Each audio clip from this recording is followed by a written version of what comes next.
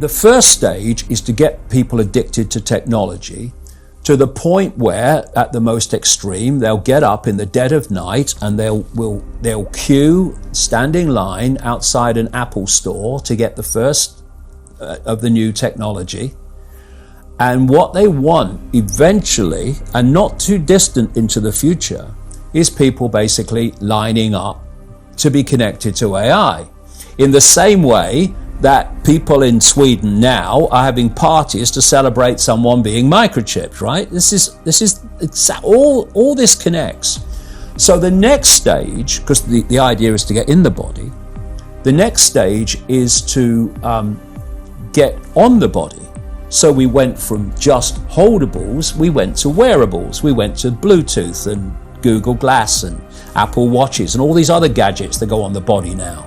Even what they call electronic tattoos that are basically microchips on the skin. And the next stage is to go in the body, which is already starting in places like Sweden.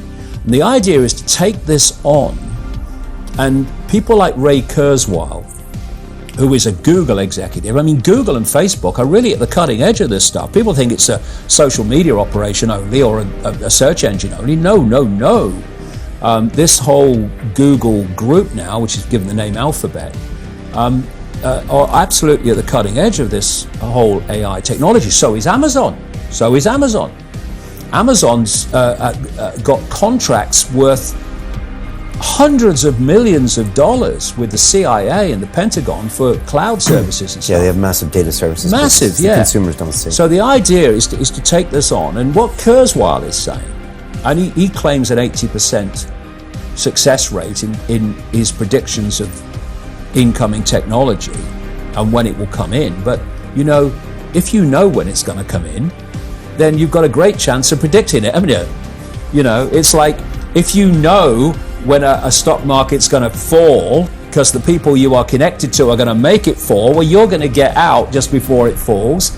And you're going to get in just before you know they're going to push it up. I mean, you don't have to be, Nostradamus if you know the script. But anyway, if this was his agenda, maybe he shouldn't tell us. Yeah. Or is it so clever that he's telling us? No, this is why he's telling us. It's the sales pitch. Okay. The sales pitch, and this is why they're being... We have the illusion of choice that we're going to be a part of it. This is the sales pitch, and this is why they're telling you. The sales pitch is when we connect to artificial intelligence, will be superhuman. That's what the sales pitch is. That's his sales pitch. Right. That's Siri, Alexa, all these things. Yeah. Well, I'll come to them in a second. They're very, very interesting, very important. Okay. So what you've got is the idea that connect to AI and you'll become superhuman intelligent.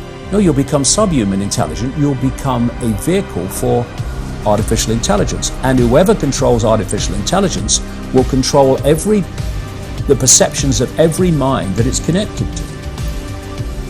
And that's the sales pitch, but then that's the reality of what it really means. Now, if you're going to make a physical connection with AI, you're not going to do that on a mass scale until you've made a psychological connection.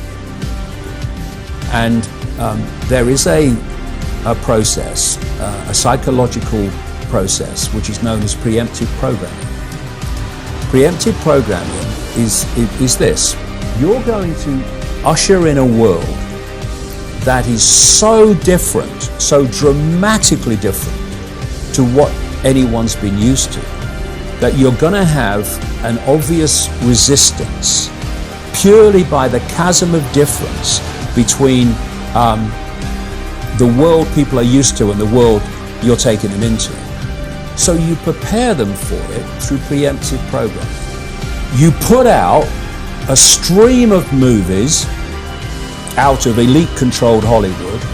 You put out television programs, you put out books, you put out all these things that basically portray the world you want to take people into.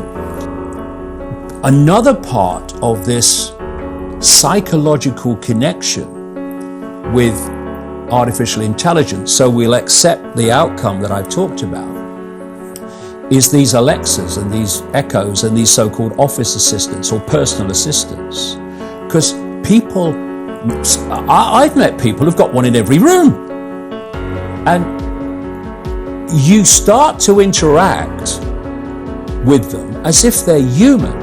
And now they're bringing in internet-connected toys for kids, even little kids, and Barbie dolls that they can actually have conversations with artificial intelligence.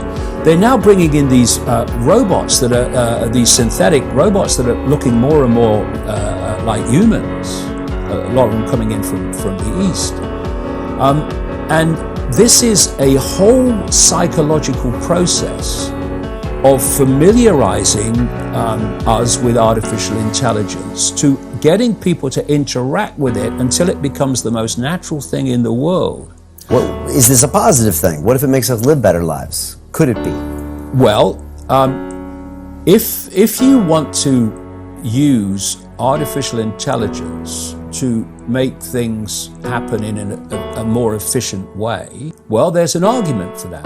But that's not an argument for connecting AI to the human brain and the human perceptual processes, so that artificial intelligence becomes those processes. And I'm not just saying that.